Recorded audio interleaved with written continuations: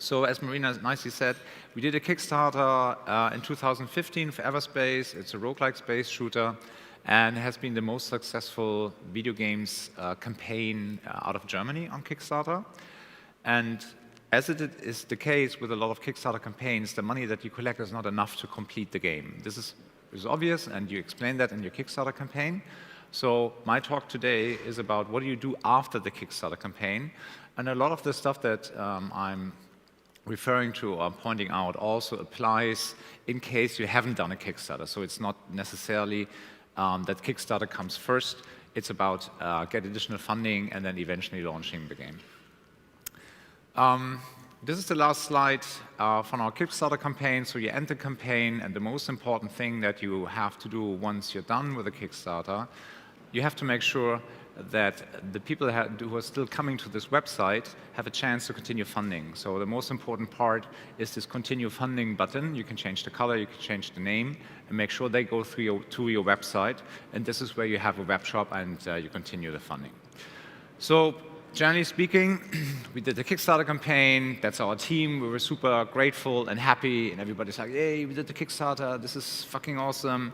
And I was trying to sign with a publisher for EVERSPACE prior to the Kickstarter, and we couldn't manage to do that simply because it was a space shooter. And the publishers were very hesitant and risk-averse in terms of publishing or like signing a space shooter, because there was Star Citizen coming out and No Man's Sky was about to come out, so they were very reluctant. And we said, well, we believe we have a different game and we can convince you by doing the Kickstarter campaign. So we thought after the Kickstarter, this is awesome, we did this, and now it's very easy to sign with the publisher. Well, it turned out to be that is not the case, and we also had the issue when we said we're going to raise, we wanted to raise $250,000 US. In the end, it was like close to $600,000 US, including the money we made through our website, that the same amount will be coming from private investors so we can complete the game. So it turned out that some of the guys that we had on our list and that already committed to continue funding, give us like another 100,000 euros or another 200,000 euros, and they bailed out. And so all of a sudden, it was like, oh, it's only Kickstarter. There is no additional funding that we were trying to get, and there's still no publisher in spite of the success on Kickstarter. And we're like, okay, what now? And so thankfully, during the Kickstarter campaign, we had a web shop, which is like pretty straightforward. So you don't need to have great web skills in place. You can just work with WordPress, and then there are certain web shops. And we did WooCommerce, and with Braintree, we had the payments. So it's really straightforward. You get that set up within a couple days. And then we started selling our alpha version, beta version, extra goodies like soundtracks, digital art books, and whatnot. But we also raised more money through a private investor. And those private investors, sometimes it's even better if you look for private investors outside the gaming industry. Because if they're simply looking for an opportunity to make more money in a different space, and if they're not coming from the gaming industry, then they're not going to intervene with your strategy and won't start questioning about your decision. So if you have people around your, within your inner circle, and maybe in our case, there were guys from the real estate projects.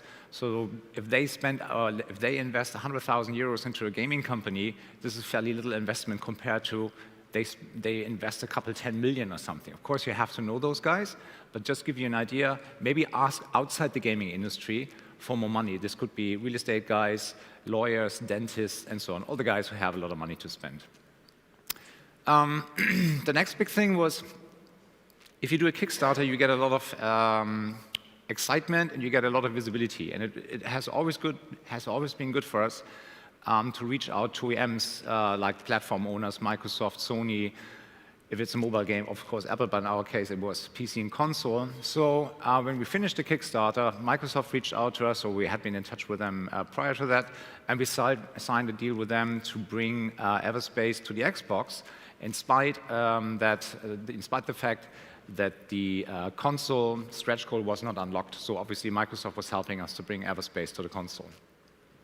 And the last 2 points will be how we launched the game on Steam through early access and through game preview, which is like pretty much the early access program on Xbox.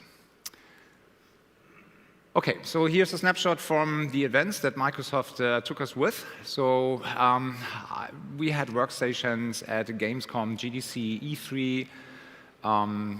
In England, we had EGX, Rezzed, we had Insomnia. So it's not so much that they put money on the table, but they really give you the exposure and something that you wouldn't achieve if you're the independent developer. You travel around, it's very hard to get the attention with the media.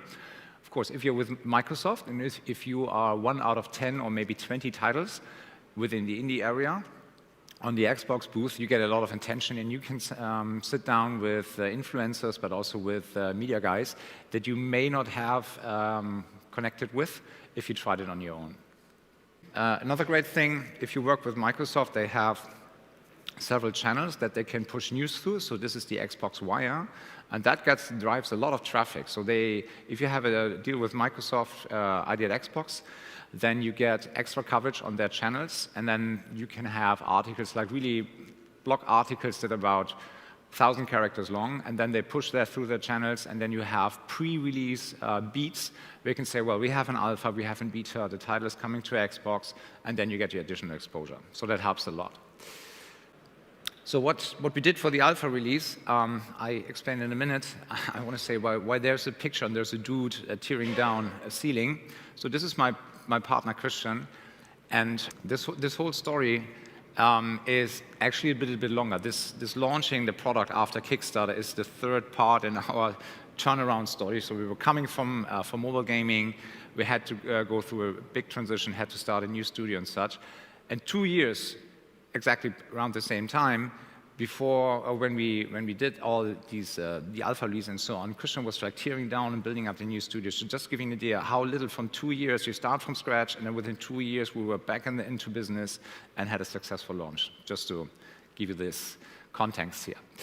Okay, so obviously for an alpha release, even if you don't work with a great PR agency, you always do a press release. That is standard material. The things that helped us most here was the newsletter. Prior to the Kickstarter, you create your community, and then we gathered 7,000 subscribers through our website. And we had regularly newsletters sent out to them, and obviously you communicate that for the alpha release. But you also can reach out to the Kickstarter backers. So through the Kickstarter campaign, we had almost 11,000 backers. And then you can reach out to them on the Kickstarter page. So you can still, after the Kickstarter has been ended, you still continue releasing info updates on the Kickstarter webpage, and that actually gets a lot of attention. Sometimes that's even better than the newsletter, because if you send out a newsletter, often it ends up in spam, because if you send out mass emails, even if you use tools like MailChimp, that's what we use, a lot of those emails don't reach the user, but if there's a news on the Kickstarter web page, on your Kickstarter web page, they see that.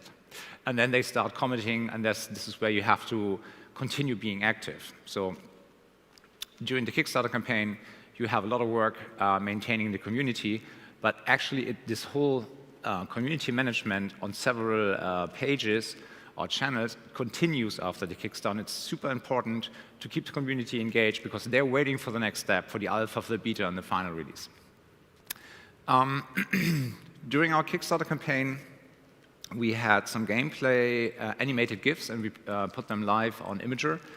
And they went viral on Imgur, but also on Reddit like crazy. So during the Kickstarter campaign, we created about 16 million views of those animated gameplay GIFs without spending a single dime. So this, I would say, in total numbers, this was our strongest marketing tool, and we continued using that during the alpha version, during the alpha release and the beta release. And in spite of the fact that we did that a couple times before, still another animated GIF created 1.3 million views. I'll show you a picture in a sec how that looks like, and very useful. Then during a Kickstarter, the best, we've seen that if you have new footage, new gameplay footage, and you come up with a new trailer and explain new stuff, this is also something that converts quite strongly on YouTube, but this is also something that goes viral and people refer to it. So of course, if you have an alpha release, it does make sense that you come up with an alpha trailer. In our case, we generated another 100,000 views with this alpha trailer. Something that was completely new to us, in particular to me, was this whole Twitch thing, working with streamers. So I had no idea, and to be honest, when I watched the first streams, I was like, why are doing people this? Why are gamers watching other gamers playing their games? So I didn't get that, to be honest. So then the alpha release came out, and we gave promotion keys to and giveaway keys to the top streamers there, and then I joined the chats. So they were streaming, those streams were scheduled, and I was in the chat and was, hey, the devs are here. And this is something that a streamer appreciates highly. For streamers, it's fairly easy to get a giveaway promo key, and then they have new content, and then users are coming, and this is how they make money because they get the coverage and people subscribe to the channel.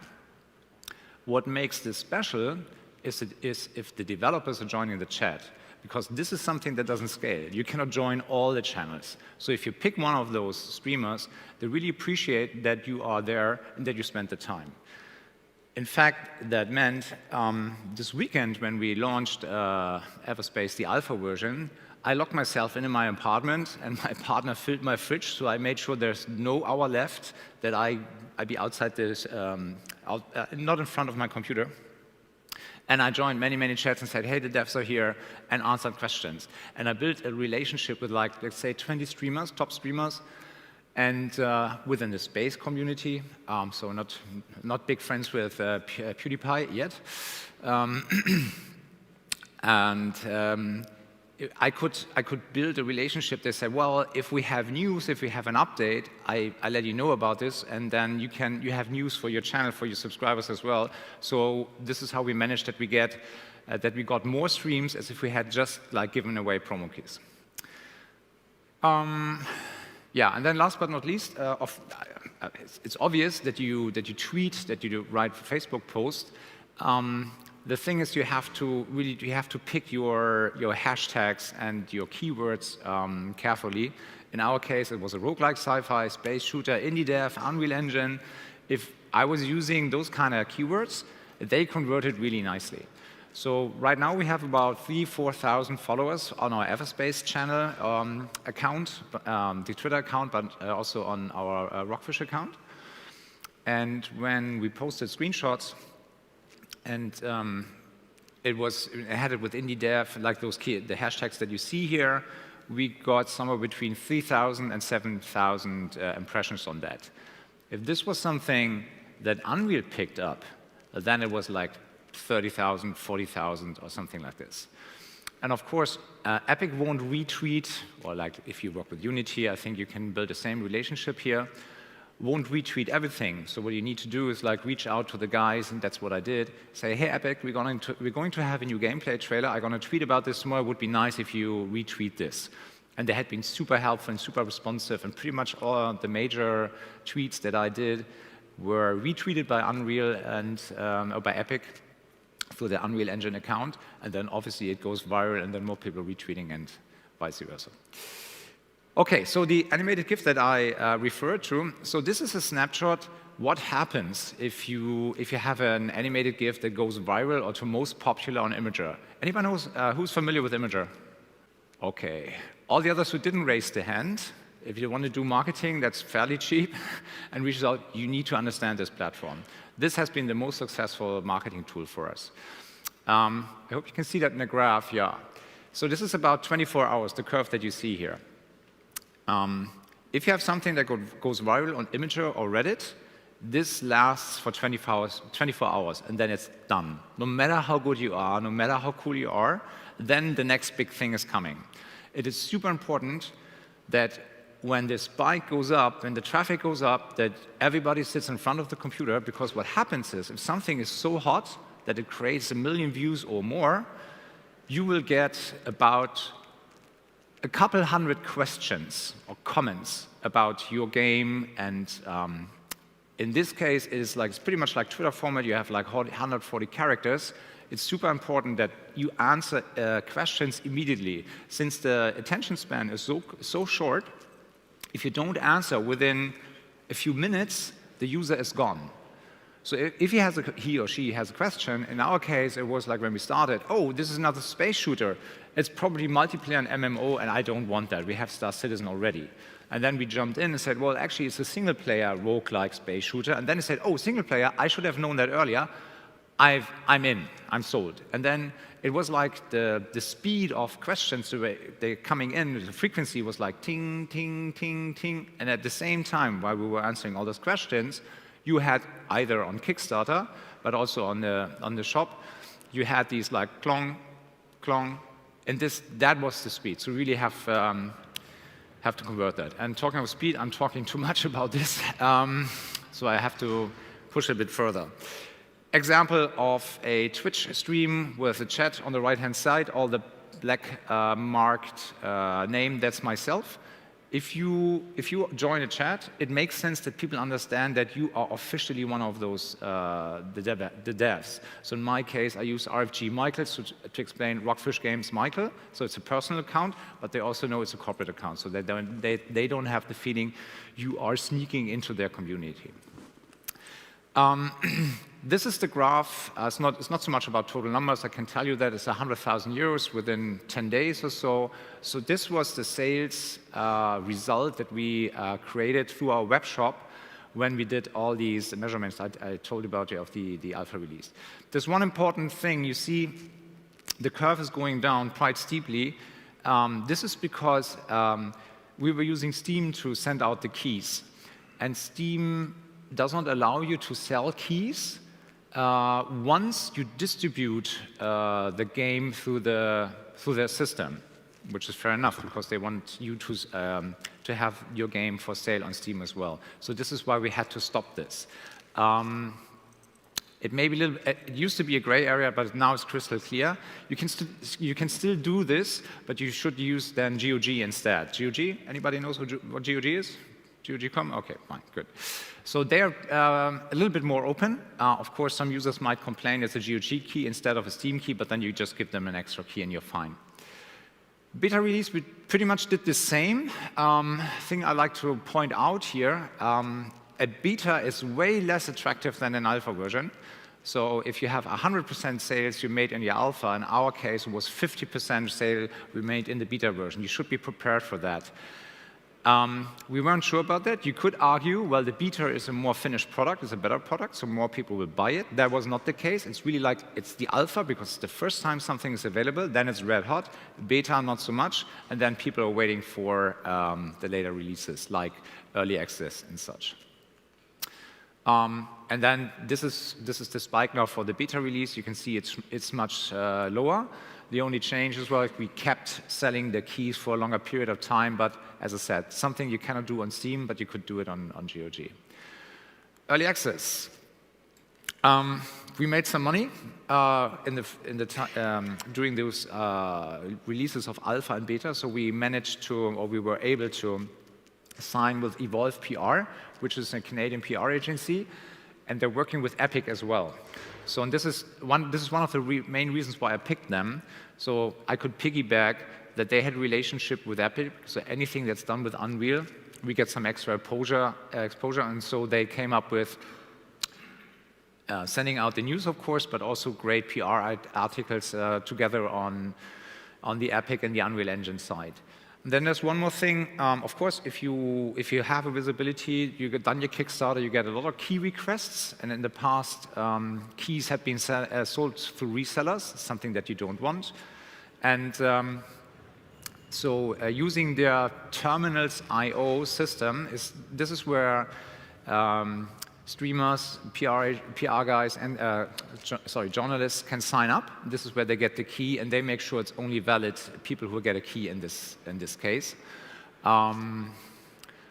What else? Oh yeah, the last thing. So this is important. We did some ads. We ran ads on Reddit, and that was very successful. And we had full page takeovers on Rock Paper Shotgun, VG247, IndieDB, and Eurogamer. All the banners that we had were better than average because we had a very simplistic message here. This is it's a small game, but it's visually strong. And we picked those sites because they're not the biggest sites, but they had core audience and core special interest groups, let's put it this way. And the best conversion rate we've seen on indie database, about 2x better than the other sites. And of course, also we struck a deal with the GOG, so we had a massive takeover in their store. You can estimate you make like 10% of the revenue of your revenues coming from GOG if you have like 100% coming from Steam. So that's a ballpark number. It looks like we had been very successful with all the pre-marketing, because when we pushed the button and EVERSPACE went live, Steam went down. So sorry about that, Steam. No kidding, that happens every now and then. But for a second, we were shocked. Oh my God, Steam is down, and now we're live. But in the end, it worked out. Snapshot of the ad that we did on Reddit. What you see, it's a very subtle, it's just an icon, because usually Reddit is a platform where marketing is not so much appreciated. And then if you click on it, then it expands. And again, it's not an ad per se. It was the gameplay trailer, and underneath it was a thank you from us to the community on Reddit and Imager. And we just picked up that we got so many views and so on. And then we also said, well, if there are questions, then of course reach out to us. And what's surprising, we had super positive feedback on that ad, as you can see here in those user comments.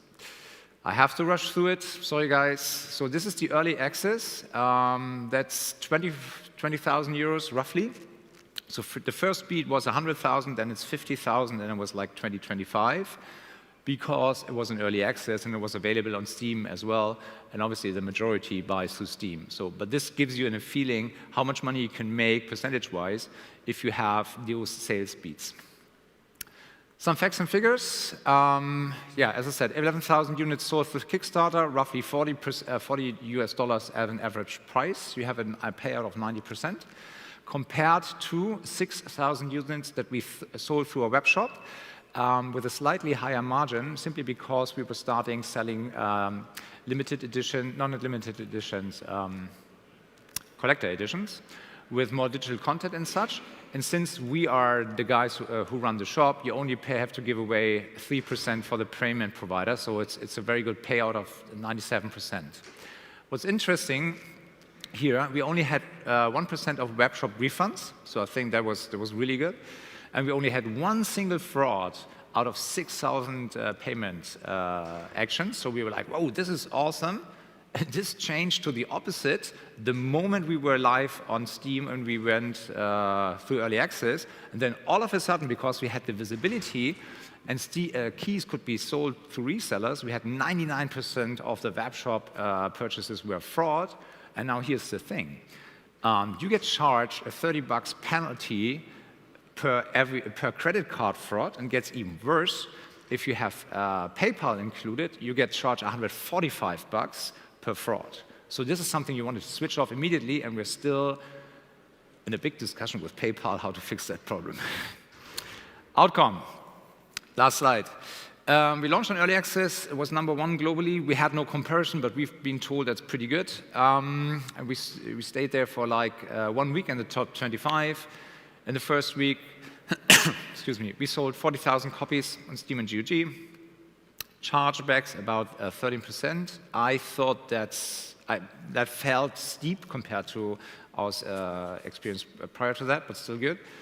We had 160,000 people putting EVERSPACE on their wish list, so that you know once the game is finished or there's a price cut, there will be another spike, so that's a good feeling. And yeah, we have a very positive feedback, close to 90% reviews, positive reviews, and we secured top. Once we were out and we had this success on early access, all of a sudden the big sites were writing about this. Yeah, so even if things look dull and difficult, and it's a lot of fight, as Martin Luther King said, the ultimate measure of a man is not where he stands in moments of comfort and convenience, but where he stands at times of challenge and controversy. Or as we say in Hamburg, nice weather doesn't make a good captain. That's it. Thank you. Questions? Thank you.